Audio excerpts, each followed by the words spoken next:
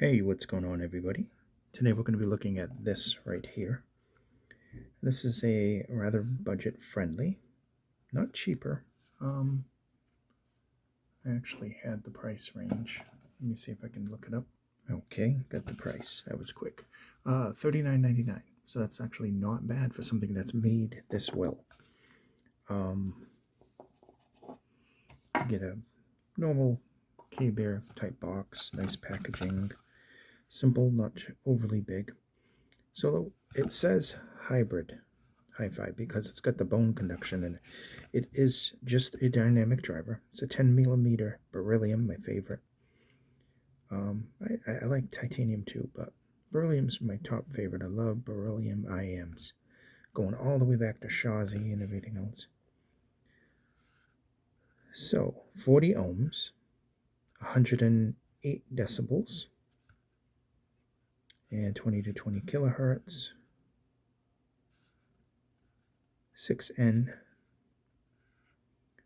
So that's 6N OFC copper cable.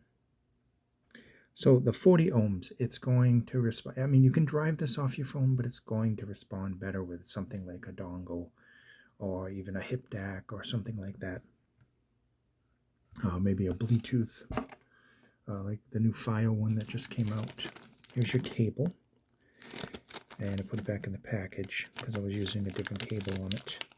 3.5. It is a decent cable for the cost.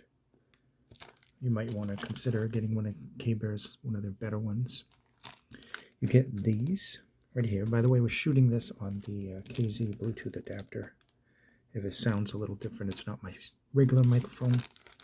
And I'm also battling the weather. It's hot, it's cold, it's hot, it's cold. I just got over the bad sinus infection, and it's horrible, this weather. Just pick a thing and go with it. So anyway, love the look of these. Look at this. Smooth, medical grade, 3D printed resin. This beautiful, one of a kind. I don't think any two are the same. The shell. You get a blue, kind of a brownish color. And then this beautiful purplish, which they call crystal violet. And the blue is called misty blue, and the other one's called maple brown. And even though I selected it, it's not showing me the pictures. So here's the different pictures, by the way. And let's get a good look at the different things. Bone conduction, ultra low frequency compensation, beryllium plated diaphragm dynamic driver, delicate resin shell, comfortable to wear, high purity copper cable. And here's a look at the graph. You can see right there. So let's get into the sound of this. Super comfortable, super well made. I mean, these are made way better than they should be for like 40 bucks. These are made very, very, very good. So smooth, so comfortable in the ears. Sound-wise, bass, sub-bass, very dynamic. Well controlled. Really nice depth. Really nice overall bass tone to it. Kind of a nice wide bass. Moving into the mid bass, still very punchy. And it has a nice speed to it. And just a really overall good bass quality. Boosted tracks, it can go off to get a little bit more kind of on the muddy side if you're listening to like really heavy bass boosted track. You don't need any bass boost with this. If you use it in hi-fi, don't use the X bass. You don't need it. Getting into the mid-range, clear, very nice, kind of thick, good body to the mid-range. This is not the most technical kind of set in the world, but it still has some nice clarity and details, especially thinking about the mids. They're nice, there's some smoothness to them, and just overall, they're just very clean and vocal sound. A little forward. There is a lift in the upper mid-range and the lower treble. Nothing very harsh. At least to me, there was nothing very harsh. Try changing tips if it's not good to you. Treble-wise, treble's okay with this. There's nice overall through the whole unit. There's nice air separation and good clarity overall.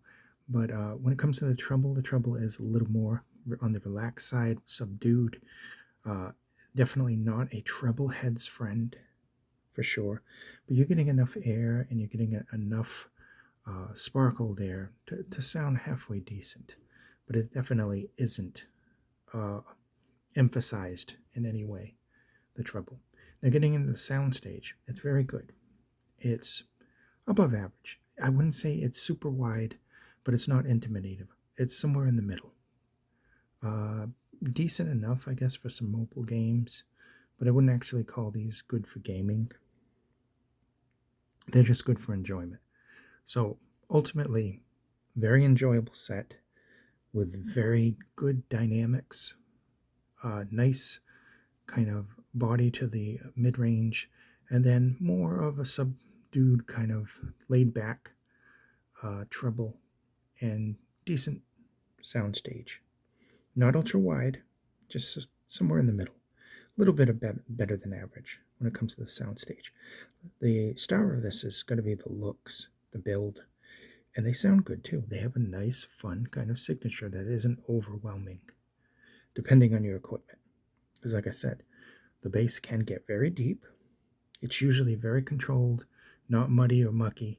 But if there are some poorly recorded tracks with more bass than they need to be, and that may be a factor depending on your equipment.